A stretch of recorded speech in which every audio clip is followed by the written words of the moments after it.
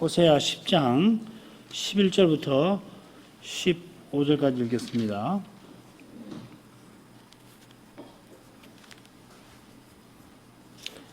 읽겠습니다. 에브라임은 마치 길들인 암소 같아서 곡식 밟기를 좋아하나 내가 그 아름다운 목에 멍에를 메우고 그 위에 사람을 태우리니 유다가 밭을 갈고 야곱이 흙덩이를 깨뜨리리라. 너희가 자기를 위하여 의를 심고 긍휼을 거두라. 지금이 곧 여호와를 찾을 때니 너희 묵은 땅을 기경하라. 마침내 여호와께서 임하사 의를 비처럼 너희에게 내리시리라. 너희는 악을 닦아라 죄를 거두고 거짓 열매를 먹었나니 이는 내가 내 길과 내 용사의 많음을 의뢰하였습니다. 그러므로 너희 백성 중에 요란함이 일어나며 내 산성들이 다 회파되되 살만이 전쟁의 날에 벳아벨을 회파한 것 같이 될 것이라. 그때에 어미와 자식이 함께 부셔졌도다.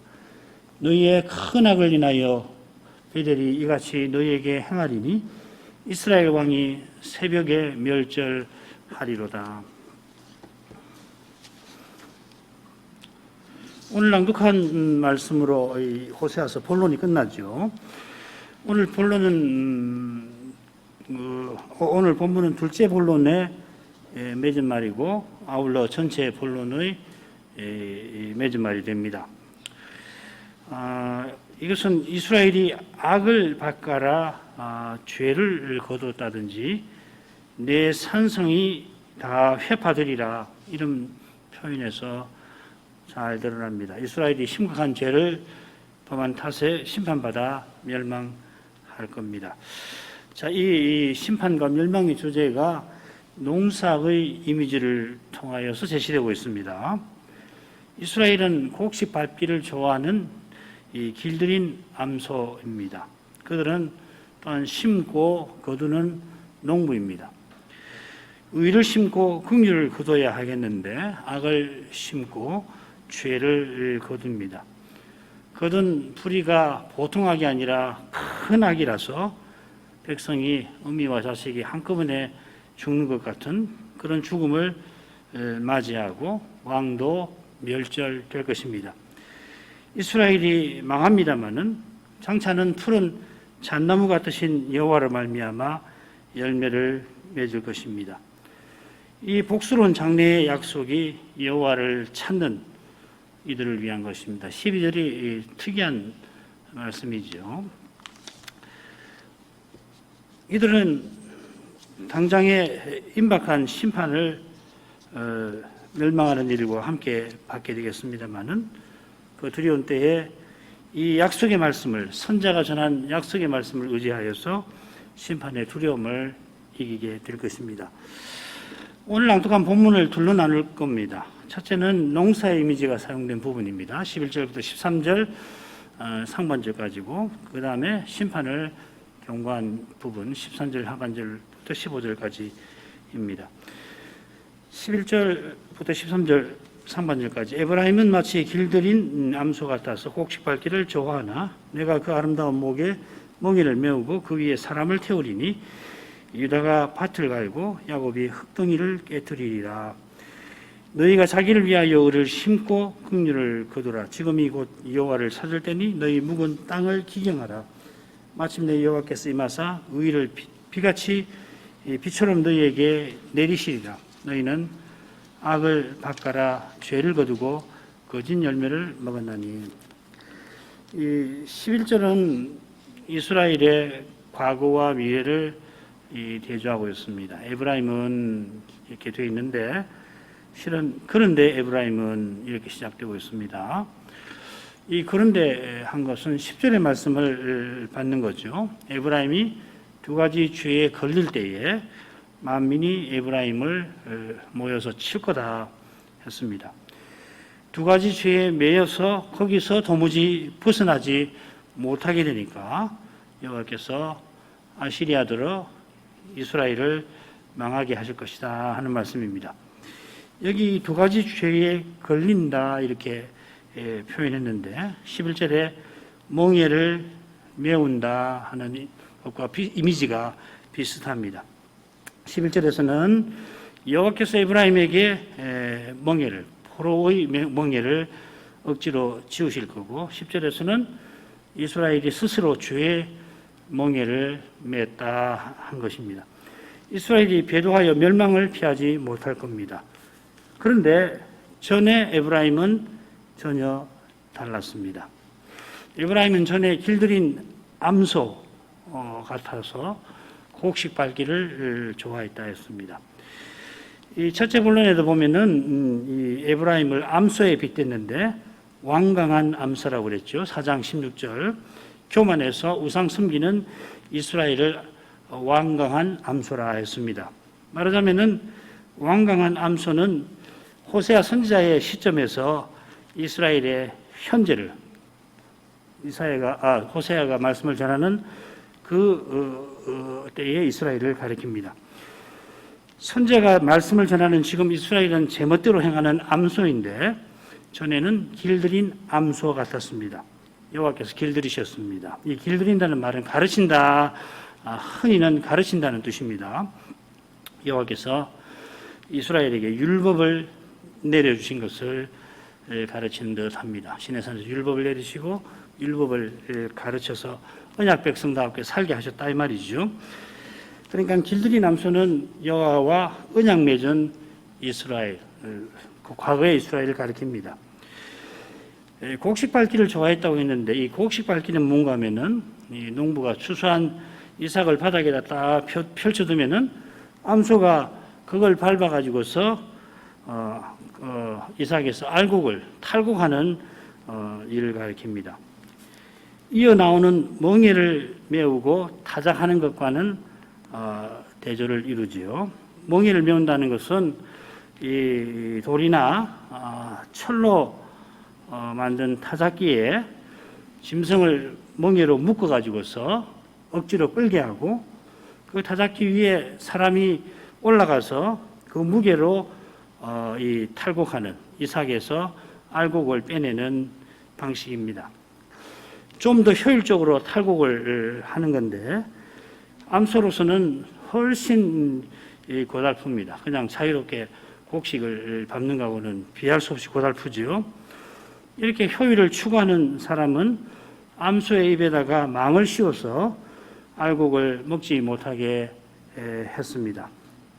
이게 고생하는 짐승에게 고약한 일이라 여호와께서 타작하는 짐승의 입에 망을 씌우지 말라 하셨습니다. 그렇게 잔인하게 효율만 추구해서 짐승의 어려움을 외면하지 말라 하시는 거죠.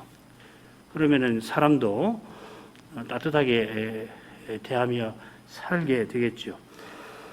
짐승도 그렇게 선대하시는 여호와께서 이스라엘을 자기 종 삼으실 때에 실로 선대하셨습니다.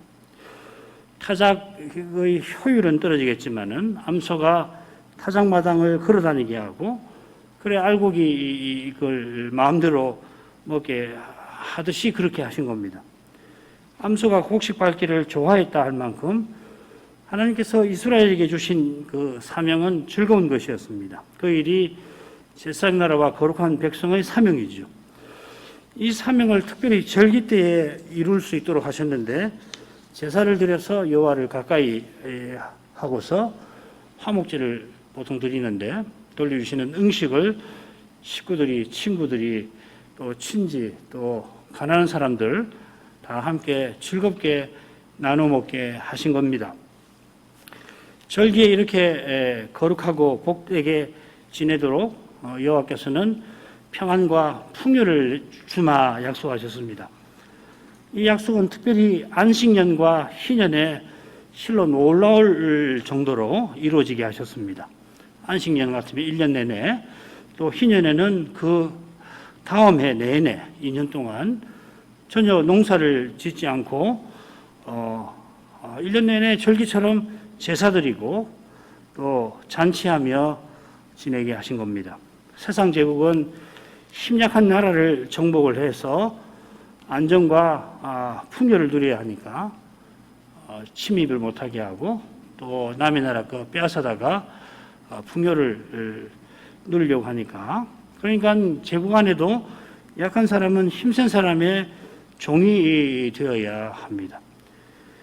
세상 영화를 추구하는 사람은 안식년에 빚을 탕감하라 하신 규례라든지 희년에 종을 쉬게 하라 하는 그 규례를 따르기가 싫을 겁니다만은, 여호와의 은혜를 깨닫는 백성은 곡식 밟기를 정하는 암소처럼 율법의 정신을 좇아 하나님 나라를 이루며 살려야 했을 겁니다. 그러나 내가 그 아름다운 목에 멍에를 메우리라. 하나님께서 이스라엘에게 거룩한 사명을 내리시고 그 사명을 이루게 하겠다 약속을 하셨습니다마는, 이스라엘은 가나안에 들어가자마자 곧 여호와의 명령을 어깁니다. 가나안을 주셨지만 차지하지 못합니다. 그 결과 사실의 초기부터 두 사명을 허무는 일이 발생합니다. 모세의 손자라는 사람이 미가 개인의 제상이 되었고, 다른 지파는 그 미가의 제상과 두라빔, 은으로 만든 그 두라빔을 빼앗고서 자기 기업의 땅을 버리고 저 북쪽으로 가서 땅을, 남의 나라를 억지로 빼앗아서 거기 살지요. 그처럼 사사시대는 엘리의 두 아들이 제사를 멸시하다가 블레셋에게 언약궤를 빼앗기는 일로 끝납니다. 여호와께서 삼손을 통해서 블레셋의 지도자들을 하루에 몰살을 시키시고, 그처럼 사무엘을 세워서 말씀을 가르치신 그 일이 아니었다면 이스라엘은 지면에서 아마 사라졌을지 모릅니다.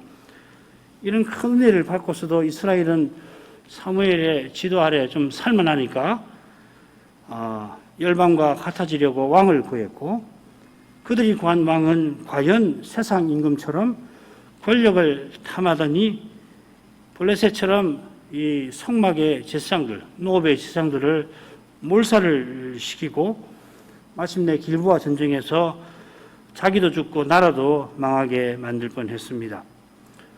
오직 여호와께서 사울의 미움에서 다윗을 늘 보호하시고 마침내 그를 왕으로 세워서 언약의 나라를 새롭게 하셨습니다. 마침내 솔로몬 들어 성전을 짓기도 하셨습니다. 그러나 솔로몬이 죽고 이스라엘이 둘로 쪼개지고 북쪽 이스라엘은 건국하자마자 금송아지 우상을 섬겼습니다. 여호와께서 그 목에 멍에를 메우지 아니하셨다면은 진즉에 망하고 말았을 것입니다. 이 멍에를 메우셨다는 것은 죄를 범할 때 외적의 침입을 받게 하신다든지 기근이 들게 하신다든지 이런 일이거든요.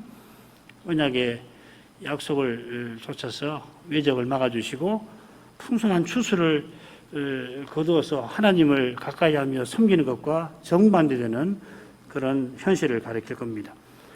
언약의 왕이 세상 왕처럼 백성을 괴롭게 한다든지 다른 나라의 침입과 압제를 받는 그런 경우에 이 멍에라는 말을 씁니다. 하나님께서 이처럼 징계하시는데도 이스라엘은 정신을 차리지 않고 더욱 죄에 팔렸습니다. 아합처럼. 그렇기 때문에 여호와께서 그의 위에 사람을 태우리라 하십니다. 이건 이스라엘이 아시리아에 망해서 종이 될 거라 하는 경고입니다. 북이스라엘만 아니라 남유다도 밭을 갈 것입니다. 유다도 이스라엘보다 낫지 못합니다. 앞서거니 뒤서거니 할 뿐입니다. 농사철이 돌아와서 밭을 갈 뿐만 아니라 타작마당에서도 망을 쓴 짐승처럼 지치도록 제대로 먹지는 못하고 지치도록 수고할 뿐 제대로 먹을 것을 얻지 못할 것입니다. 11절이 이스라엘의 멸망을 경고하고 13절도 마찬가지인데요. 중간에 얼른 읽으면 좀 어울리지 않는 명령이 나옵니다. 11절만 아니라 호세아서 처음부터 줄곧 이스라엘의 심판을 경고하죠. 이것이 우리가 지금 다루고 있는 둘째 본론의 주제이기도 합니다. 경고하신 대로 여로보암 2세가 죽고 한 세대 만에, 한 32년 만에 이스라엘이 아시리아에 망합니다. 이스라엘이 심판을 피할 수 없다는 걸 누구보다 이 호세아 선지자가 잘 아는데 지금 여호와를 찾는 일을 권하고 있습니다. 선지자를 통하여 여호와께서 자기 백성에게 호소하시는 겁니다. 그 이유가 마침내 여호와께서 그들에게 임하실 그 약속에 있습니다. 이 약속은 호세아만 아니라 모든 선지자가 전한 그 교훈입니다. 선지자들만 아니라 모세와 시편에서 전한 그 교훈이죠. 우리 주님께서도 모든 성경이 내게 관하여 증거한다 하신 그것입니다. 오실 메시아를 전하는 이 교훈은 물론 메시아가 오시는 그 시대, 신약교회를 위한 것입니다마는 선지자의 말씀을 직접 듣던 그 백성과 메시아 오시기 전에 살던 백성들을 위한 것이기도 합니다. 선지자의 말씀이 예언대로 나라가 망하는 것을 경험한 이들을 포함하여서 포로에서 돌아올 이들들어 배도와 시련의 시대를 이기게 하는 것입니다. 자기 시대를 이기고 저 영혼을 향하여 나아가게 합니다. 이것은 재림을 기다리는 우리에게도 다르지 않습니다. 너희가 자기를 위하여 의를 심고 긍휼을 거두라. 의라고 하는 건 하나님의 언약을 신실히 지키는 거, 성실하고 비슷한 개념이죠. 긍휼은 헤세드라는 말인데 흔히는 인자로 번역되는 말이죠. 언약의 하나님을 본받아 사랑하는 것을 가리킵니다.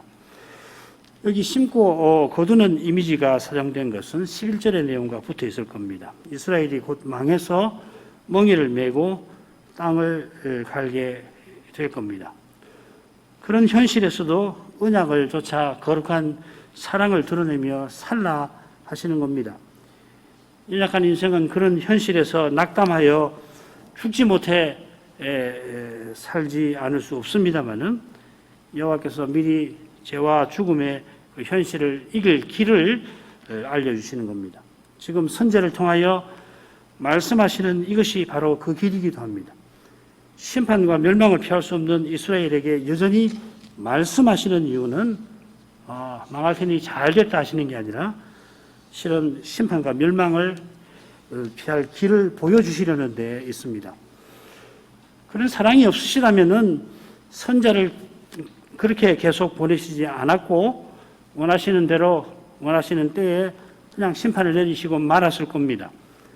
비록 이스라엘이 배도하여 망하지만은 하나님께서 엘리야를 향하여 바알에게 무릎 꿇지 아니하는 7,000명을 남겨두리라 하신 것처럼 포로 잡혀간 거기서 돌아오게 하실 것이라서 이처럼 미리 교훈하십니다. 그들이 의를 심고 긍휼을 거두게 하려고 묵은 땅을 기경하라 이어 명령하십니다.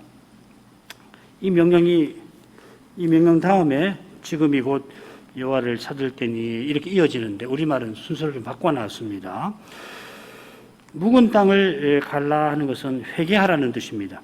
비록 세상 나라에서 종이 되어 남의 땅을 수고롭게 갈아야 하겠지만은 이스라엘이 그런 처지에 떨어진 그 무거운 죄를 깨닫고 돌이키라 하시는 겁니다.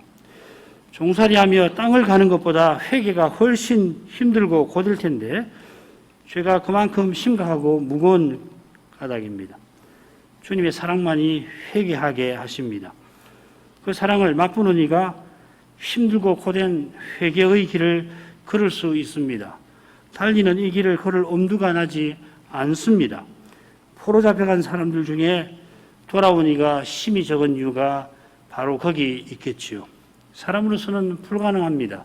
그냥 거기 눌러 살고 세상 영화에 취해서 살기가 쉽지 이 고향으로 언약의 나라로 돌아오는 것은 하나님 사랑을 깨닫게 하신 데 있습니다.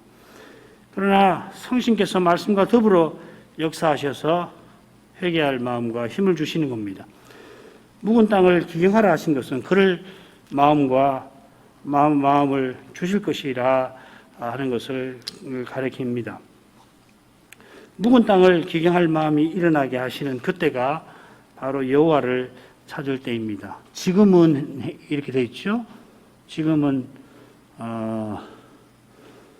여호와를 찾을 때니 이렇게 번역하는 게 아니라 여호와를 찾을 때라 그렇게 지금을 빼는 것이 좋습니다. 하나님께서 돌이키게 하실 때에 하나님을 찾아야 하는 것입니다.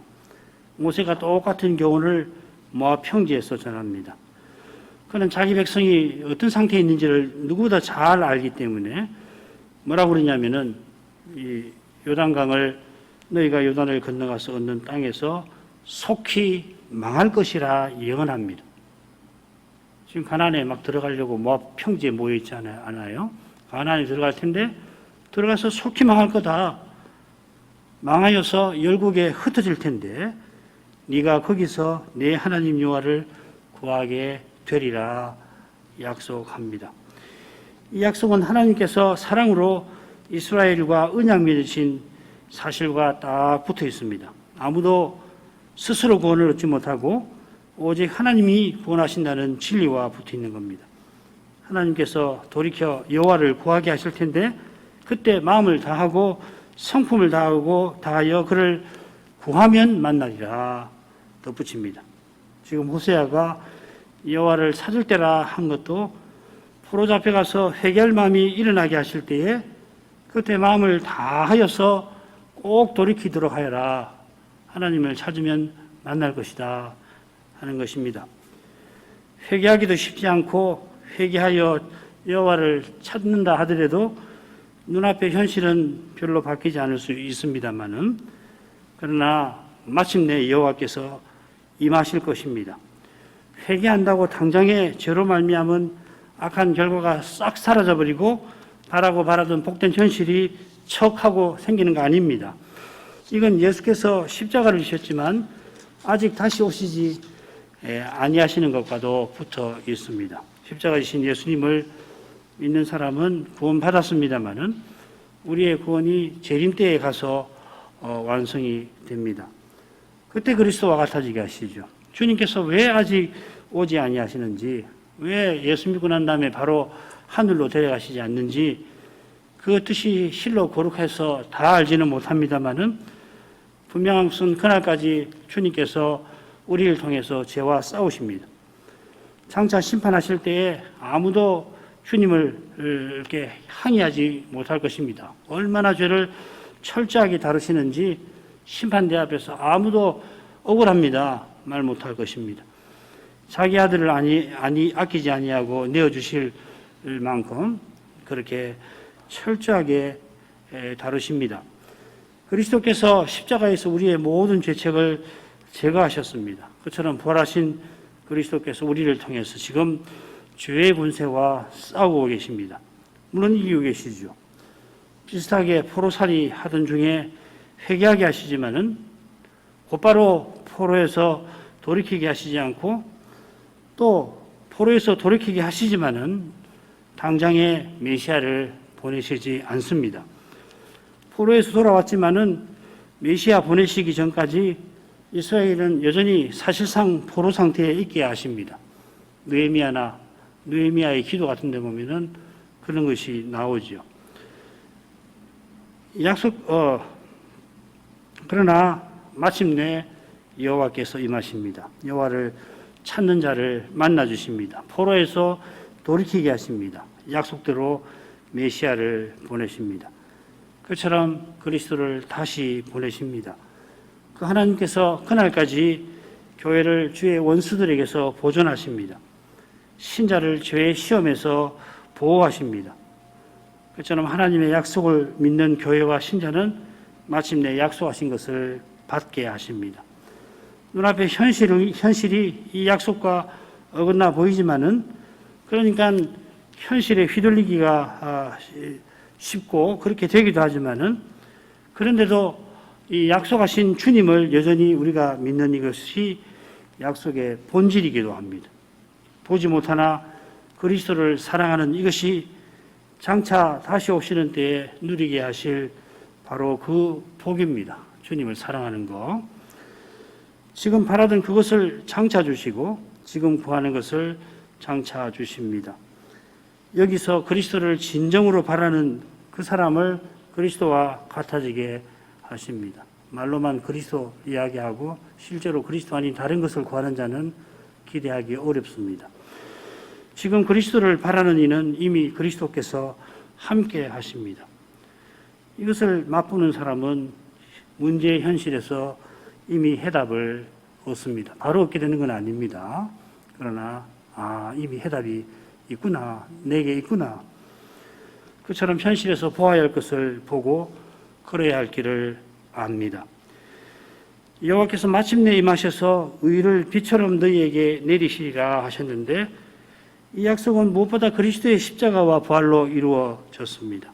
여호와께서 친히 언약을 이루실 것이라 하셨는데 여호와의 종이 되셔서 이루셨습니다. 의가 비처럼 내리게 하시면 약속하신 복을 거두게 하시겠죠.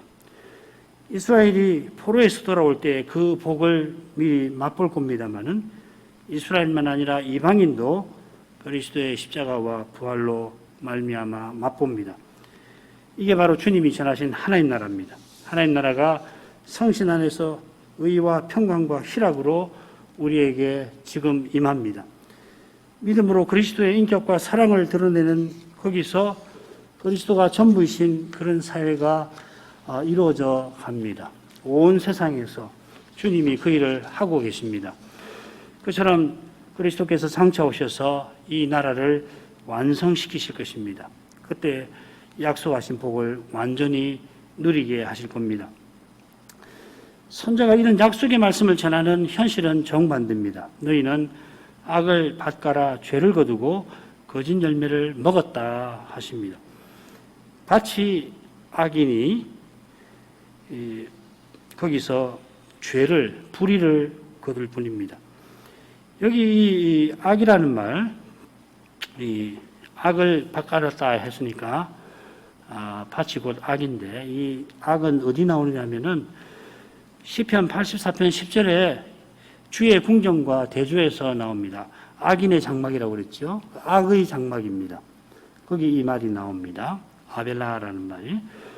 언약의 나라가 악의 나라가 되었다 이 말이죠. 그처럼 불의는 언약의 나라를 허무는 이들의 행위를 가리킵니다.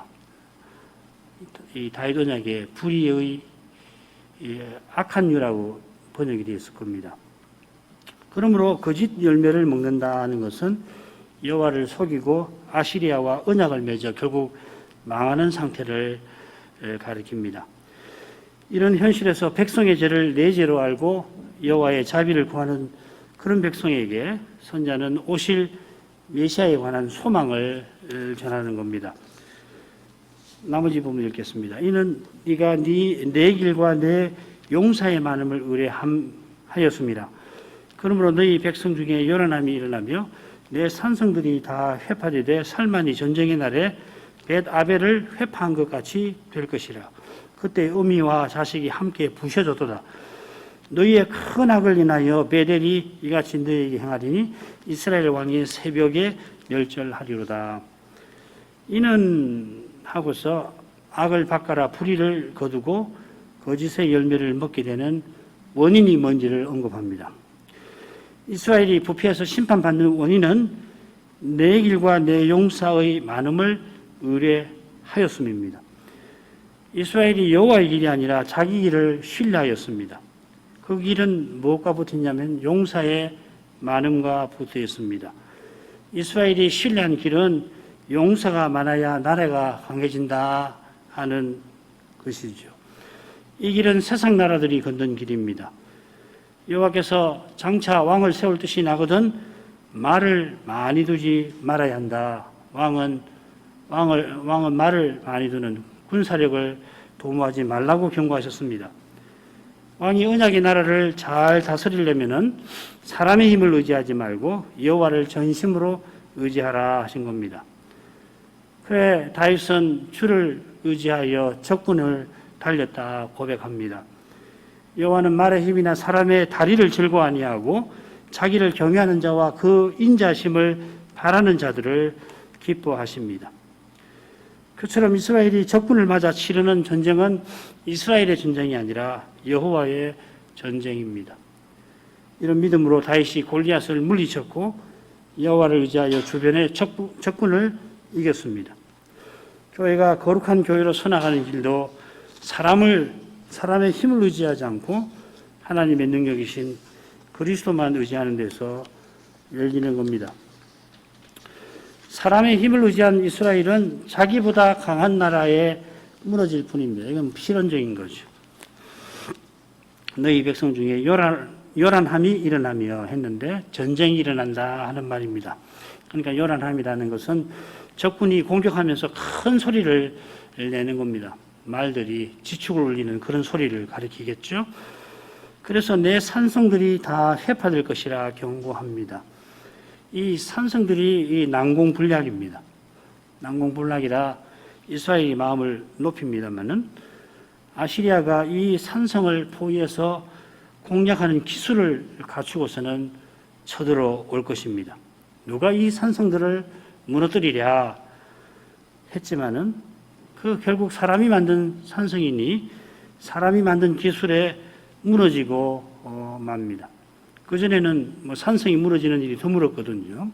근데 아시리아가 그걸 다 조사해가지고 저 산성을 어떻게 무너뜨릴까 연구해서 기술을 갖추고 이 산성들을, 자랑하던 산성들을 회파해 버립니다. 그처럼 사람의 꾀가 아무리 치밀한들 하나님의 지혜 앞에 맥없이 허물어지는 겁니다. 하나님의 지혜를 좇는 사람은 얼른 순진해서 꾀를 피우지 않으니까 순진해 보이거든요. 그러니까 사람의 꾀를 행하는 사람들은 속이기가 쉬워 보입니다. 그러나 속이는 자가 제 꾀에 넘어가는 겁니다. 하나님의 꾀는 사람의 꾀는 거짓이라 절대 이루어지지 아니합니다. 진리신 하나님께서 그렇게 되게 아니하시는 것입니다. 이미 살만이 전쟁의 날에 벳아벨을 회파한 적이 있다 하였습니다. 언제 일어난 사건인지 정확하게 알기가 어렵습니다. 많은 주석가들은 이 살만에셀 5세가 주전 724년에 사마리아를 공격한 사건일 거라 합니다. 만약에 이 해석을 따른다면은 이스라엘이 멸망하기 2년 전에 있었던 사건이 됩니다. 그러나 이 이스라엘 멸망과 너무 근접한 사건이라 다른 의견들도 있습니다. 아무튼지 이스라엘은 나라가 망할 뻔한 그런 두려운 일을 당했습니다. 얼마나 두려운 사건인지 그 사건이 있을 때 어미와 자식이 함께 부셔졌다 하였습니다.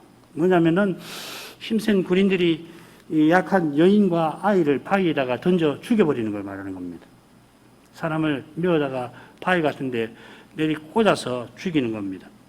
심지어 어미와 자식을 함께 한 바위에 죽였습니다.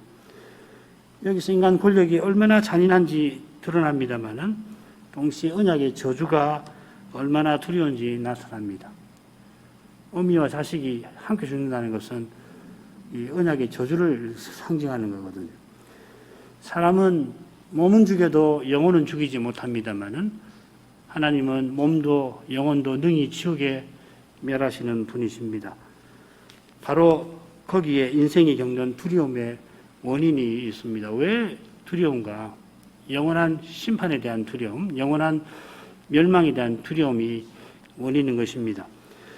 그런 두려운 일을 이미 겪었는데도 이스라엘은 회개치 아니하다가 그보다 더 두려운 일을 겪게 되었습니다. 그 이유는 너희의 큰 악에 있습니다.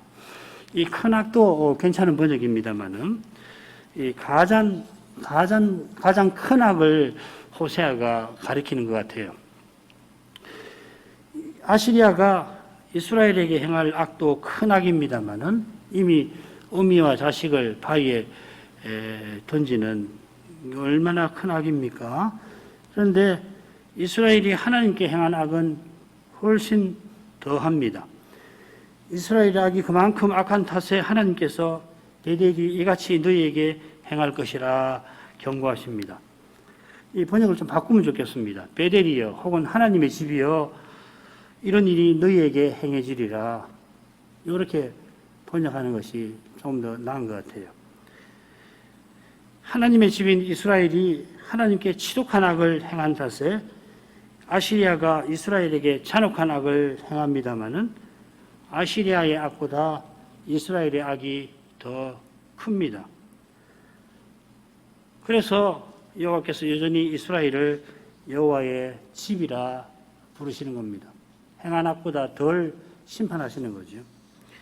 이스라엘은 완전히 언약을 버리고 하나님을 저버렸습니다마는 하나님께서 여전히 자기 백성을 향한 사랑을 품고 언약을 지키려 하시는 겁니다. 선자를 통해서 메시아를 보내리라 약속하신 것이 그 증거입니다. 이 약속을 이루려고 포로 잡혀갈 사람들에게 미리 권고하십니다. 이런 거룩한 사랑이 있어서 독생자를 아끼지 않고 내어주실 겁니다. 그 사랑에 우리의 구원이 있습니다. 이스라엘 왕이 새벽에 멸절하리라. 무슨 뜻인지 잘 모르겠는데 지금 이스라엘이 기브아의 시대와 같이 힘이 부패했다고 했으니까 그때 새벽에 레인의 첩이 처참한 죽임을 당했던 것처럼 이스라엘을 대표하는 왕이 새벽에 그처럼 처참하게 죽게 될 것을 가리키는 것도 같습니다.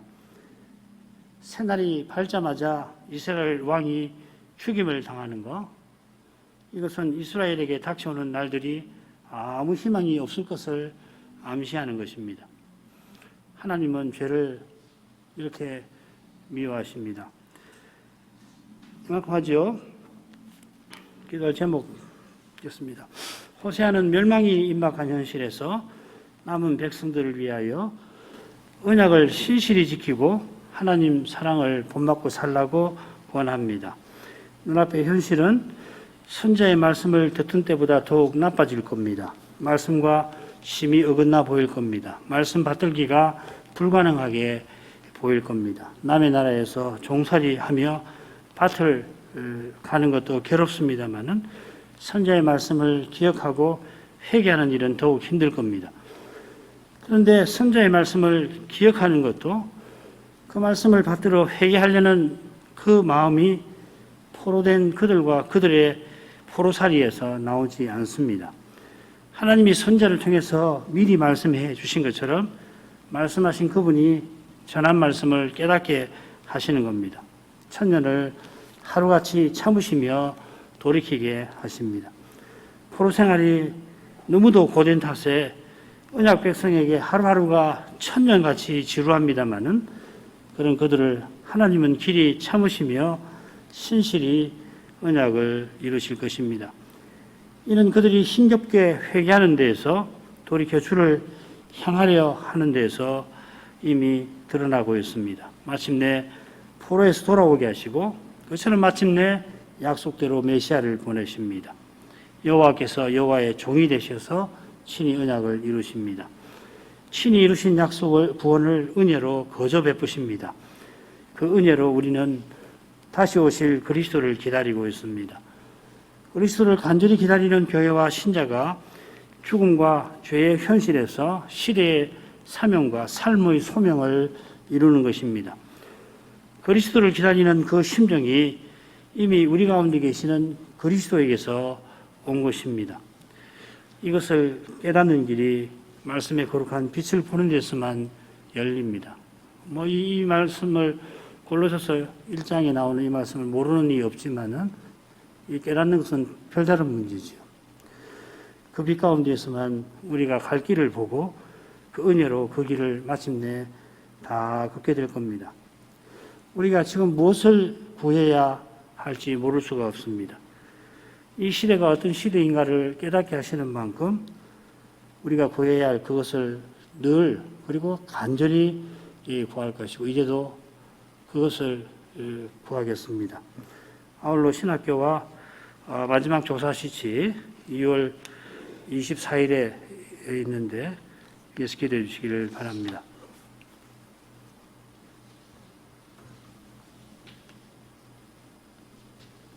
같이 기도하겠습니다. 거룩하신 아버지, 호세아 선제를 통해서 곧 아시리아에 망하여 포로 잡혀갈 그 백성들에게 닥칠 두려운 시대를 이길 말씀을 미리 베풀어 주신 것을 이날에 살폈습니다.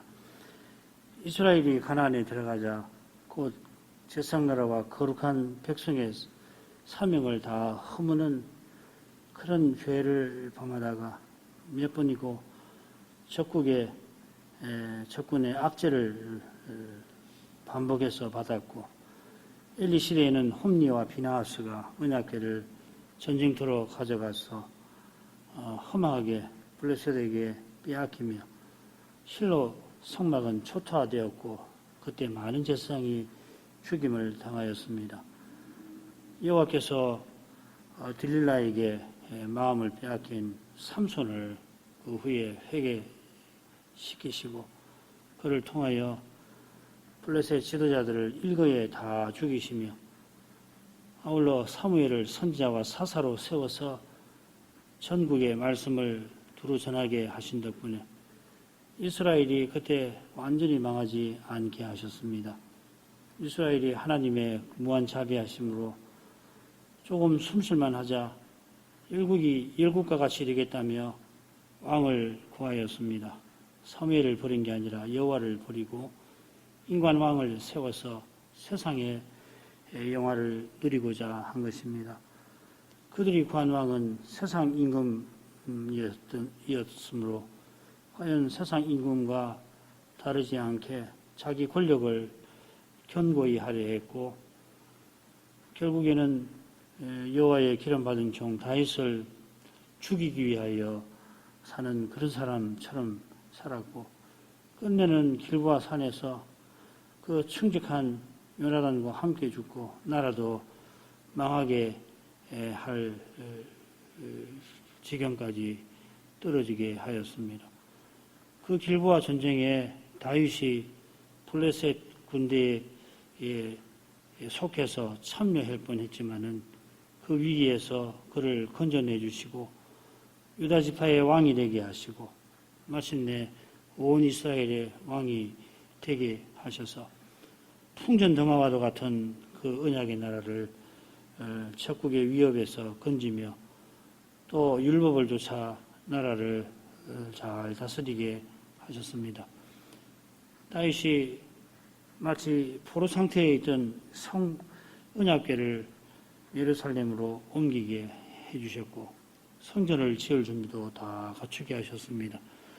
그의 아들 솔로몬이 아버지를 이어 왕이 되고 성전을 지으면서 그의 이름대로 하나님의 평안을 언약의 나라에 가져올 것도 같았는데, 그러나 그런 그도 말년에 많은 우상을 섬기며 또 백성들에게 무거운 멍에를 짊어지게 만들었습니다. 그가 죽고 북쪽에 이스라엘이 세워졌지만은 처음부터 금송아지 우상을 섬기며 호세아 선자가 활약하던 때에 건국일에 가장 안전하고 풍요로웠지만은 그만큼 많은 우상을 만들어 섬긴 탓에 여로보암 2세가 죽고 32년 만에 나라는 결국 망하고 말았습니다. 그런 처참하고 두려운 시대에 하나님은 여전히 선자를 보내어서 한편으로 심판을 피하지 못하는 이스라엘 죄를 책망하셨고 그 죄를 철저하게 심판하실 것을 경고하셨지만 다른 한편으로 친히 언약을 이루실 뜻을 분명히 알리시며 선자의 말씀을 듣던 이들이 오실 메시아를 바라면서 저 힘든 시대를 이기게 하셨습니다. 엘리야 선지자가 위대한 승리를 거둔 다음에 자기 기대와 전혀 달리 자기만 남았다 하였지만은 낙심하던 엘리야에게 사명을 내리시면서 바알에게 무릎 꿇지 아니하는 사람 7,000명을 내가 남겨놓겠다고 여호와께서 약속을 하셨습니다. 그처럼 약속하실 수 있었던 것은 장차 여호와의 종으로 세상에 오셔서 언약을 다 이루려 하신 데에 있음을 압니다. 세상에 오셔서 죄인을 부르실 때까지 여호와께서는 하루를 천년처럼 여기시며 신실히 언약을 이루어 오셨습니다. 그처럼 천년을 하루처럼 여기시며 언약 백성의 그 많은 죄와 또한 온 세상의 죄를 길이 참으셨습니다. 여호와께서 이처럼 신실하시고 인자하신 까닭에 마침내 십자가와 부활로 구원의 일을 다 이루셨던 것처럼 장차 다시 오셔서 약속하신 복을 우리에게 틀림없이 주실 것을 바라봅니다. 그 복된 순간을 바라보지 않을 수 없도록 그날까지 죄와 죽음의 현실이 우리 개인의 삶과 인류의 역사에 늘 따라다닐 터인데, 그러한 현실 가운데서 그리스도께서 우리를 통하여 그 거룩하신 뜻을 틀림없이 이루고 계심을 믿게 하옵소서. 이 순간에도 예수께서 음부의 권세가 이기지 못하는 주님의 교회를 세우고 계심을 믿게 하옵소서. 바로 이 위대한 사실이 있어 이처럼 저희가 함께 주의 이름을 부를 뿐만 아니라 이 두려운 시대에 그리스도의 몸으로 서나갈 심정을 여전히 품게 하시는 줄 믿습니다. 주님의 은혜를 늘 의지하게 하셔서 자기를 부인하고 자기 십자가를 지고서 주님만을 쫓아가게 하옵소서. 이러한 심정과 태도로 주님을 쫓아가는 거기에 이미 당면한 현실들의 참된 해답이 있음을 맛보게 하옵소서. 우리의 열악함을 잘 아시는 그리스도이시니 저에게 있어야 할 것을 아시고 심지어 구하지 아니하여도 주시는 줄 압니다. 저희 가야 할 길을 친히 보이시고 그 길을 친히 인도해 주실 것을 구합니다. 이것이 저에게 무엇보다 절실한 일임을 구합니다. 그만큼 절실한 것이 주님의 사랑이오니 주님의 사랑을 늘 베풀어 주시옵소서. 주님의 백성들, 사랑하시는 주의 백성들을 이제도 하감하여 주시옵소서. 예수님의 이름으로 기도합니다. 아멘.